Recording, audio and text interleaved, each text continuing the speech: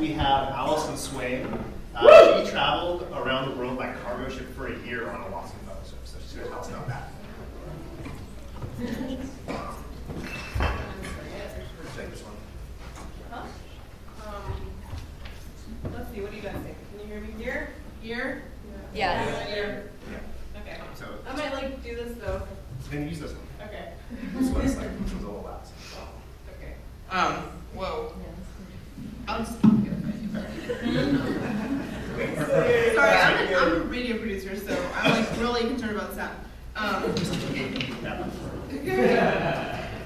Okay. So it all started here at Oberlin. I had an opportunity to apply for a Watson Fellowship, and so I was thinking a lot about global trade and how things are moving around the world. Because we all know it's not like that. So I read on Wikipedia that 90% of everything that we buy in stores from China comes here on a ship. What? Not a plane? Okay, so maybe y'all knew this. I did not know, and I was floored. Why don't I know more about these ships? I gotta get on one. So I was like, I gotta sail around the world on these cargo ships. So I said that's what I wanted to do, and I made my case, and they gave me the money, and then I had to make it happen, which was hard. I could spend the whole time talking about getting access and making business contacts in the shipping world and pitching myself. I won't. I want to talk about collaboration. So let's get through this. I got on the ship. This is Canada. These are trains. They brought wheat from planes. They loaded it onto the ship. 20,000 tons of wheat. 21 Polish guys and me with my microphone and camera and sound recorder. We crossed the Atlantic, and yes, I did get seasick, but I got used to it after a little while. Yeah, they're painting the deck right now. It's rusty. So this is my year, what my year looked like.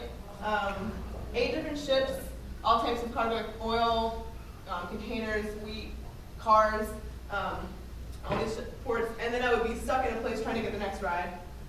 Again, working access is hard. This is me with my going down into the cargo hold of a tanker, actually. So imagine this whole room is about this size or larger, filling up with gasoline, oil that you put in your cars.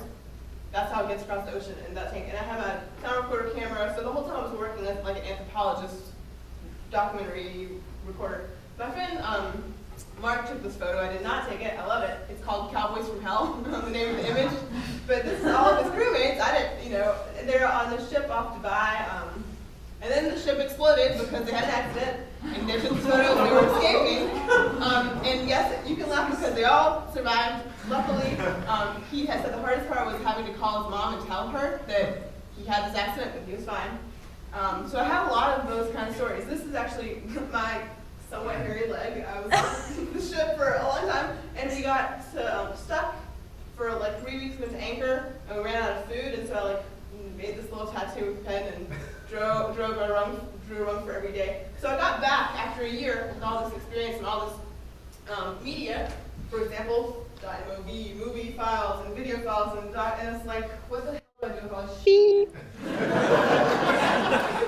I was overwhelmed and paralyzed. I didn't want to spend any more time on my computer, so I came here back to Oberlin. I got together a crew of students and did a winter term project.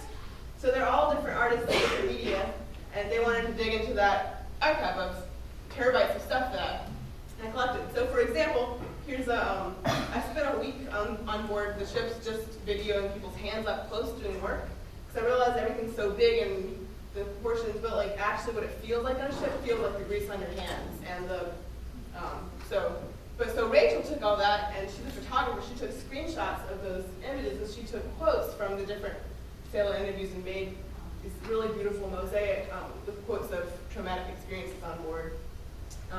That was just one of the pieces that one student created. Jenny is a poet.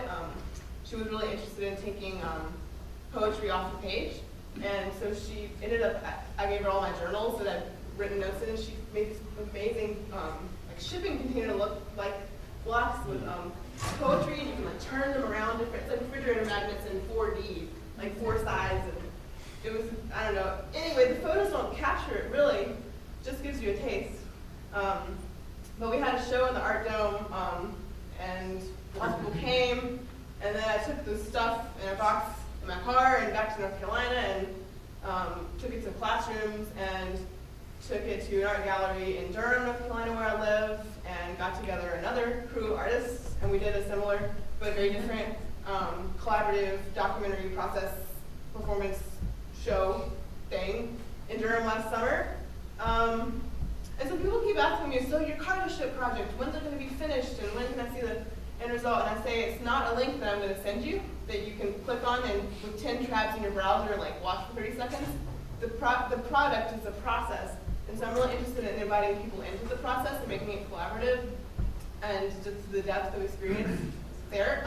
So let's talk more. I want to collaborate. I want to be the artist in resident at your university where you teach. I want to do more of this stuff. So this is my contact info, and I'm here, and you can talk to me later.